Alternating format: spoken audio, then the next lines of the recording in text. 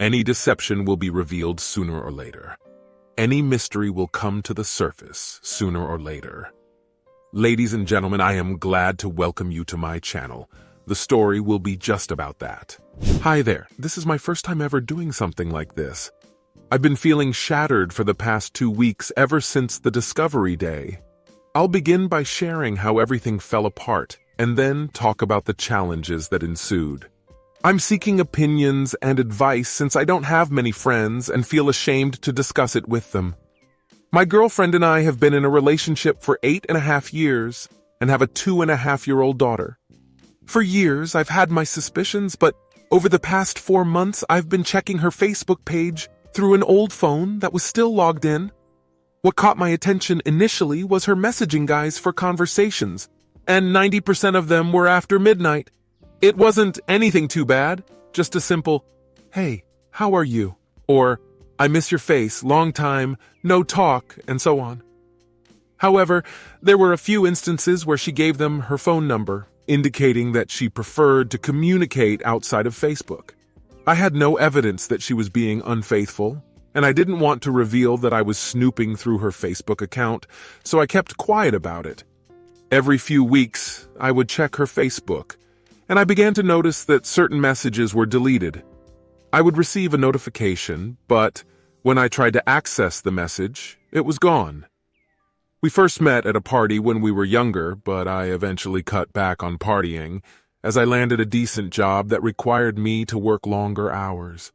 Despite my concerns, she continued to frequent the bar every weekend. It was a local spot that many of our mutual friends, mostly hers but also some acquaintances of mine, would visit. About 70% of the time she would be accompanied by her brother or male friends whom I trusted, which made me feel at ease about her going there without me. However, in November, I called her around 10 o'clock to inquire about her whereabouts and whether she was on her way back to me and our daughter. Her work at the store ended at 9 in the evening. After that, she sent me a text saying that she was planning to stop by the bar for a few drinks.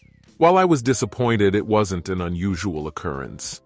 Eventually, my daughter fell asleep around 11, and since I had been working since 3 in the morning, I ended up falling asleep as well. However, I woke up at 4:30 in the morning to find that she still wasn't home. Though this had happened before, I was still concerned, so I decided to call her. When I called her, she answered the phone while drunk and told me that things weren't going well. She mentioned that she was in the middle of talking to the police and had to hang up.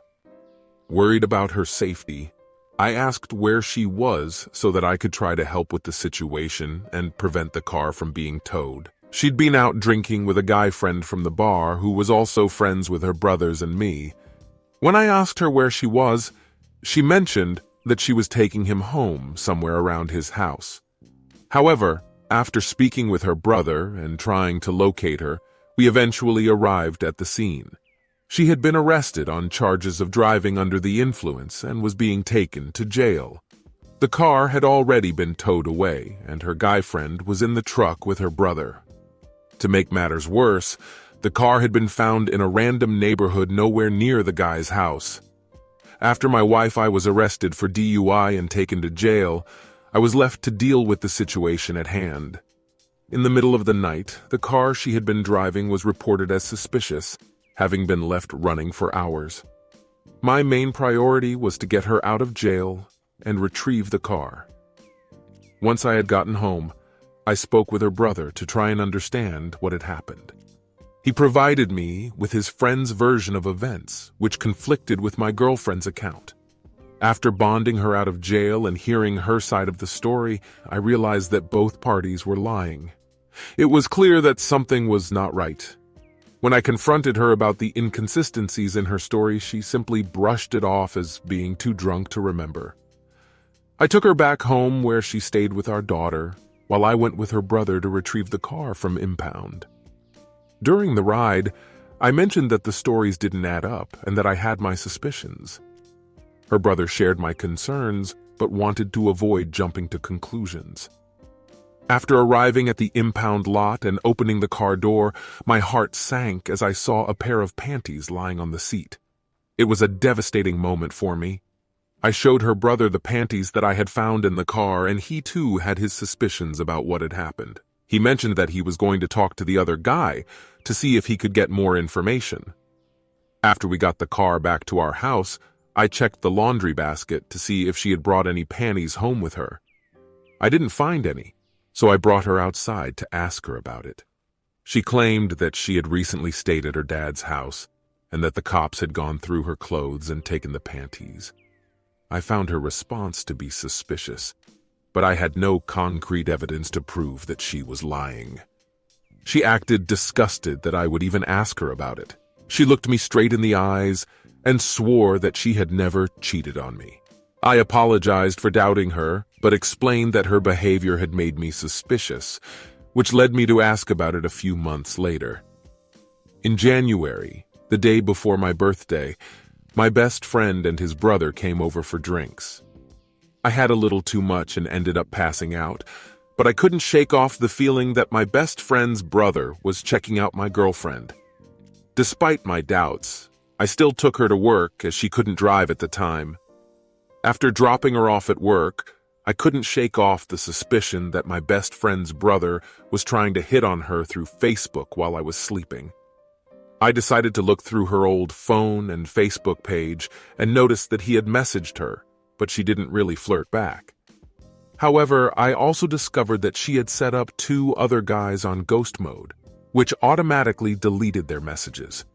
They had been messaging her until 5:30 in the morning, and their conversations were quite lengthy. I found out that one of the guys she had been messaging was the same guy she was with the night she got arrested for DUI. The other guy was someone she had been conversing with for a few months, even before the DUI incident, and had been deleting his messages using the ghost mode feature. When I confronted her about the messages I found on her phone, she admitted to exchanging inappropriate messages with my friend's brother, but acted confused when I mentioned the other 2 guys. She apologized and confessed her love for me, begging me not to break up our family. However, I still had no solid proof and asked her to come clean about everything. I didn't reveal that the messages were deleted or that I had no other evidence besides what I saw on her phone. After discovering the messages on her phone, I confronted her about everything, including the DUI incident. She initially denied any wrongdoing, but eventually admitted to exchanging inappropriate messages with my friend's brother and the other 2 guys. She tried to downplay it, claiming that it was just dumb shit, but I pressed her for more details. I wanted to know what was said and to whom. When we got home, we continued to talk about it, trying to come to a resolution. I kept pressing her to confess, reminding her that I had seen the messages on her phone. Finally, she admitted to sleeping with the guy on the night of the DUI and that the other guy was just flirting with her at the pool table. She claimed that it was all meaningless and that she loved me. However, I couldn't shake off the feeling of betrayal and the fact that she had been lying to me for months. We tried to work through it, but it was difficult. It had been 2 weeks, and we were still struggling to come to terms with what had happened. I also forgot to mention that the guy at the pool table was a regular at the bar. She kept insisting that we move forward and not dwell on the past, but I couldn't shake off the feeling of betrayal and deception. I had invested so much into our relationship, but it seemed like everything was falling apart. I love her, but I don't know if I can trust her anymore. Despite all of this, I still agreed to try to make it work. However, the pain and hurt lingered, and it was difficult to move past it. The only thing keeping us together was our daughter, and I didn't want her to grow up in a broken family like I did. I'm torn between feeling weak for staying and strong for trying to make it work, she confesses. I know it would be easier to walk away, but I want to take the harder path and give it my all. The truth is, this is not the first time she's lied to me. She's made up excuses about phone numbers, claiming they belonged to her cousin when they were actually guys. She's also lied about her whereabouts before.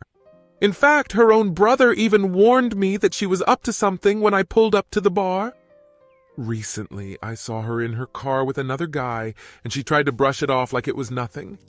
But it's hard to shake off the feeling that this all happened after our daughter was born, which I thought would have been a new beginning for us.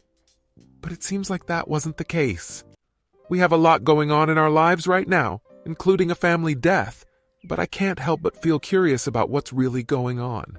I'm lost and could use some guidance. So I'm wondering if reaching out to the other guy is a bad idea or if it might give me some closure. What do you think? Wow.